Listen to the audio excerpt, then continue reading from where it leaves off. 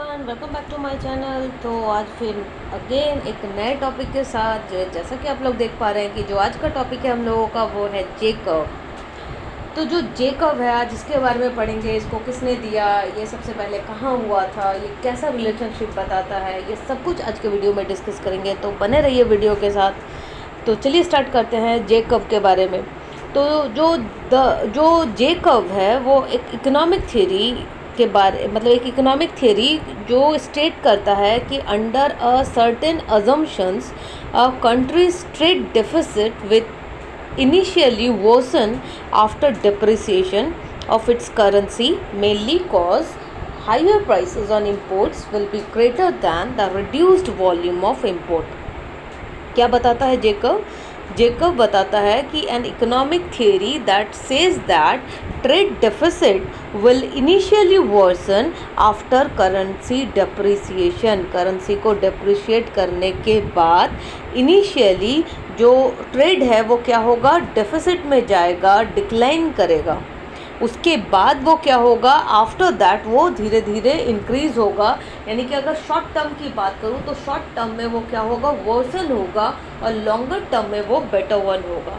तो any depreciation in the value of a currency is expected to improve the economy's overall trade balance by encouraging export and discouraging import.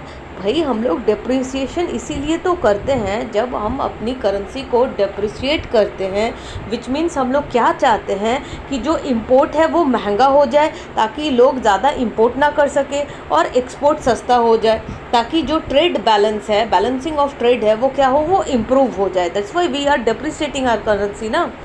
तो the J curve effect was, जो ये आया था, ये सबसे पहले कहाँ आया था, 1973 को आया था। 1973 उसको जो ऑब्जर्व किया था वो किया था बाई स्टीफन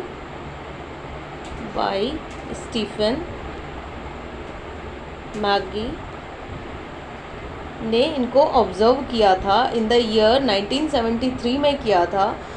कब किया था कि जब यूएस ट्रेड बैलेंस डिटोरेट हो रहा था 1972 में, जब मतलब यूएस का जो ट्रेड था वो जब डिटोरेट हो रहा था 1972 में। See the time period is 1973। 1972 में यूएसए का जो ट्रेड था वो ऑफसेट हो रहा था और डिटोरेट हो रहा था despite devaluations of the dollar in 1971.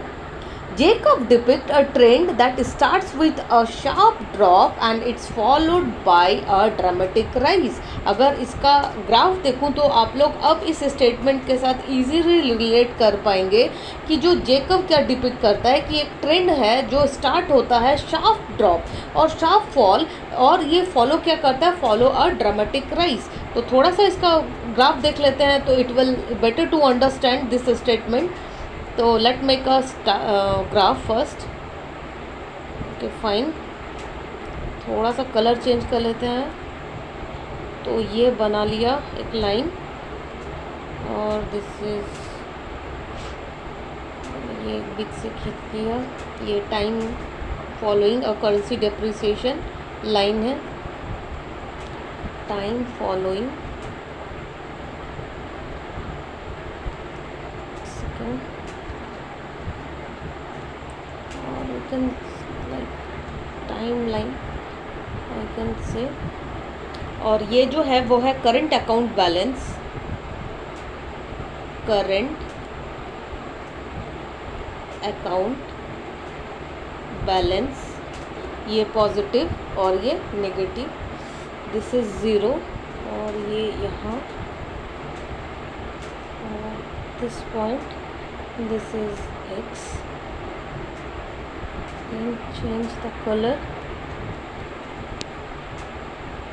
और इसको यहाँ से ले जाते हैं। पहले जैसे कि हम लोगों ने पढ़ा कि इनिशियली क्या होता है, इट्स शार्प ड्रॉप, जो कि ड्रॉप हो रहा है, और फिर धीरे धीरे लेटर ऑन ये क्या हो रहा है, इंक्रीज़ हो रहा है और इम्प्रूवमेंट हो रहा है। कहाँ पर, टर्म्स ऑफ ट्रेड में। यानी कि पहले पूरा वर्सन हो गया, वर्स हुआ इनिशियली। दिस इज नाम दे देते हैं Y and this is Z.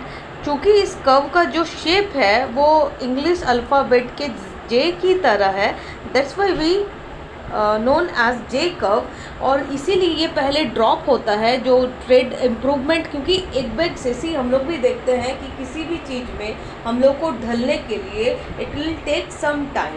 तो जे कर्व के साथ भी यही है कि जब हम लोग करेंसी को डिप्रिशिएट करते हैं तो जो टर्म्स ऑफ ट्रेड है वो क्या होता है, पहले वर्स ऑफ होता है, फिर धीरे धीरे धीरे धीरे लॉन्गर टाइम पीरियड, जैसे जैसे टाइम चल जाता रहता है, बीतता रहता है, वो क्या होता है, वो इम्प्रूवमेंट होने लगता है।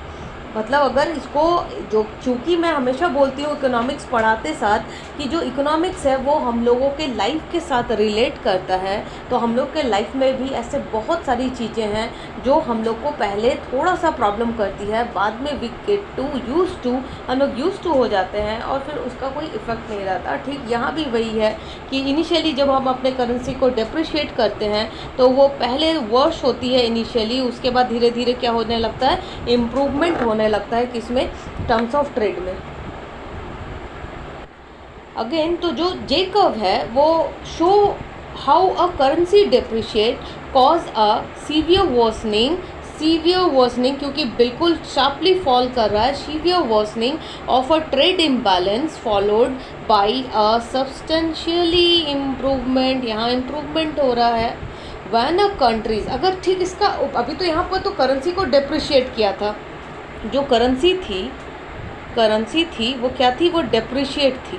लेकिन अगर करेंसी को एप्रिशिएट किया जाए, यानी कि इसका जो दूसरा पहलू है अगर वो देखा जाए, अगर करेंसी को हम लोग एप्रिशिएट करते हैं तो सिनेरियो क्या होगा, तो ठीक सिनेरियो क्या होगा, इसका अपोजिट होगा। When a countries currency appreciate economy note a reverse J curve, तो जे कर्व क्या होगा, रिवर्स में a curve. The countries export, क्योंकि हम लोगों ने देखा कि जब जे कर्व हो रहा था, जब करेंसी डिप्रिशिएट कर रहे थे तो इंपोर्ट कॉस्टली हो रहा था, क्योंकि हम लोग चाह ही रहे थे कि इंपोर्ट कॉस्टली हो ताकि लोगों की जो टेंडेंसी इंपोर्ट करने की वो कम हो, जिससे कि जो हमारी करेंसी हो बाहर आउटफ्लो ना हो और जो एक्सपोर्ट है वो ज़्यादा हो, ताकि जो एक बाहर की करेंसी है वो क्या है, हमारे कंट्री में आए, यानी कि इनफ्लो हो। तो अगर डिप्रिशिएट में ये सिनेरियो है, तो अगर हम लोग करेंसी को अप्रिशिएट करेंगे तो ठीक इसका उल्टा सिनेरियो देखने को मिलेगा, विच मीन्स कि the countries exports abruptly become more expensive, जो एक्सपोर्ट होगा वो ज़्यादा एक्सपेंसिव हो जाएगा फॉर इम्पोर्टिंग कंट्रीज़ के लिए जो एक्सपोर्ट होगा वो कॉस्टली हो जाएगा। ठीक उसके अपोजिट, डेप्रिसिएशन के opposite, I again repeat, depreciation में इम्पोर्ट कॉस्टली हो रहा है और जो एक्सपोर्ट है वो चीपर हो रहा है। और ठीक इसके अपोजिट, जब हम करेंसी को अप्रिशिएट कर रहे हैं तब एक्सपोर्ट क्या हो जा रहा है, कॉस्टली हो जा रहा है। So this is all about J curve. Hopefully you like the session. Thank you.